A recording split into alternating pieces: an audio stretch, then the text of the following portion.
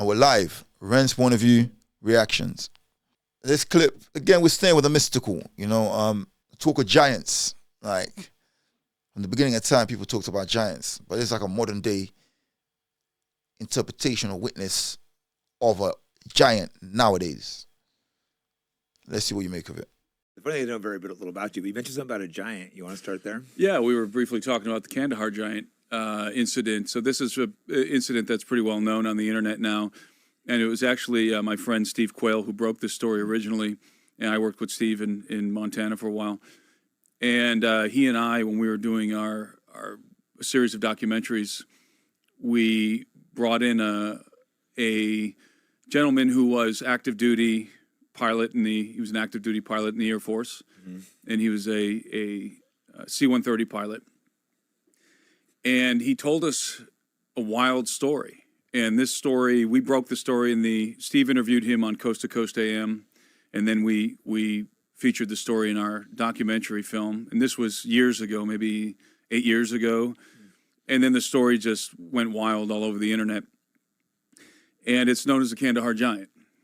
And this took place, I believe it took place in 2005, somewhere in that range. Okay. And so what happened was that this is the story that the pilot told us, and he showed us his credentials. He was who he said he was. And he would fly routine missions into Kandahar, to Bagram Air Force, to Bagram Airfield, and he would come in to pick up what he called high-valued assets, high-valued assets. And these usually were Taliban guys. So he would be flying these missions, and it was always kind of top secret when he would fly into Bagram. And so he was on a routine mission, and he was flying into Bagram Airfield. And he thought he was going to pick up another Taliban guy or something like that. But this time when he landed, it was him and his flight crew, his loadmaster, and at least those two. This time was different because when he deplaned, he was met on the tarmac by what he described as Air Force intelligence, or something equivalent to Air Force intelligence. He never found out exactly who they were, but it struck him that these were intelligence guys. Different for them, yeah, and they told him, no pictures, this never happened, don't ever talk about this. So he knew he was getting into something really high level this time. So they escort him up. They escort him to the hangar, and as he's approaching the hangar, he sees this crate, those large Air Force pallets, and there's a bulk on it. There's something laying on it, and it's covered in a tarp, partially covered in a tarp. And as he approaches this thing, this is the cargo he's got to pick up. As he approaches this thing, he said the first thing that he really noticed was the odor, the stench coming off of this thing. He said it was like death and BO, basically, and it was really, really, really pungent. That's a bad smell, when you have a strong death smell. And he realized that it was something dead. And as he approached it, he realized it was a dead person because he could see feet hanging out under the tarp and hands, and part of the head was hanging out. And it was this person was gigantic. They were massive. These Air Force pallets are large. I think they're 9 by 14. Something I can't remember exactly. Or 9 by 12.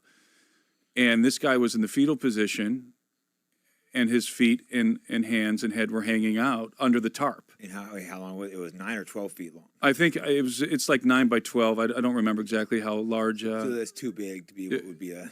Yeah, it's a giant. And the guys, he was laying in the fetal position on his side on the pallet with the tarp covering him, and he was like up to the guy's chest, his body. And there were some various guys standing around it. The two intelligence guys, he refers to them in our documentary as the babysitters. And there was also some Marines or something standing around the body.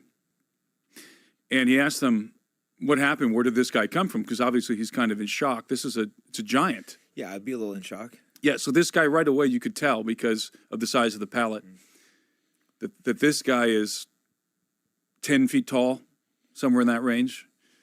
He said 10 to 12 feet tall. Slightly above what's possible. I guess the tallest people were like 8 feet, maybe 7.5. Yeah. So Yeah, and a 7 foot tall person is really, really big. No, that's like really, really big person. Yeah, 7 foot tall is insanely big. Exactly. So 10 foot tall is truly gigantic. And the guy said that they had heard that this giant was killed in a cave in Kandahar, in the Kandahar region.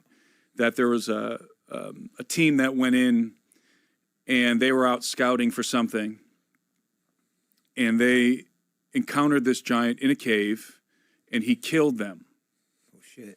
And they said that when another team was deployed to look for that missing team, they found the dead guys in the cave, and the giant was eating them. Holy shit! That's what he heard from these guys. That's what they told him. And he didn't, and they had heard it secondhand. There's these old stories of cannibalistic giants. Yeah, exactly. So they had heard it secondhand, and then the giant, the second team was able to kill the giant, and it was airlifted in a helicopter from that area in Kandahar to Bagram. And he said that the giant, he said it was in the fetal position. It was so he would hit it with his fist. And he said it was like a rock. This guy was solid. Yeah. So it was like Jack type. Very muscular. His hair was red. The giant's hair was red. The skin was sort of a pale color. He didn't know if that was because of because it was dead, or if that was the natural color of the skin. The giant had 6 fingers and 6 toes. Interesting. So 6 fingers on each hand, six toes on each foot, and they weighed it. They have to weigh whatever cargo's going on the aircraft. They have to weigh it. His loadmaster weighed it, and I think it weighed 1,500 pounds. Oh. And the actual body, that's what the whole palate and everything. But I'm sure that he said the actual body was 1,100 pounds. Okay, that's big. Yeah. An 1,100-pound guy. Yeah, I fought 170s and 185s, but I walk around about 190. Yeah, right. I'm not like a small guy. 1,100-pound, 10-foot tall guy, 10 to 12-foot tall guy. Red hair, 6 fingers, 6 toes. His feet were wrapped in a very crude, like, canvas. And so the loadmaster loaded the cargo onto the C-130, and they flew it out of Bagram and flew it into Qatar, and they unloaded it in Qatar. And then he said they heard through the grapevine. He said he didn't have any proof of this, but they heard through the grapevine that it ultimately made its way to Wright-Patterson Air Force Base. Interesting. Here in the United States. Obviously, to experiment. If that was really there, they want to experiment on it, see what. Right. Something's clearly off there.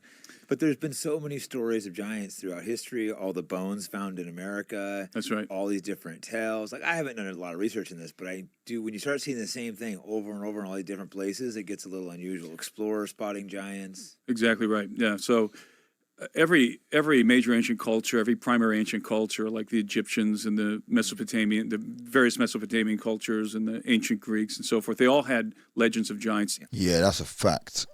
Even if you go into the holy books, the Bible and everything, David and Goliath, especially if you go to Africa, there's a lot of myths of giants in Africa. Well, the locals in Afghanistan must know about this. They can't just go there like all of a sudden find a giant in a cave in Afghanistan and like, the locals don't have a clue about it. They've been protecting that country undefeated in any battle, any war. They defeated the Russians, the Americans, everyone. So they must know every corner and folklore in their country.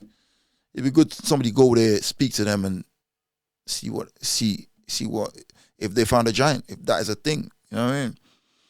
I believe they existed. Like, we're probably like the smallest version of human beings that ever walked the earth, I would think. But if you like the content, please like, comment, subscribe. Much appreciated.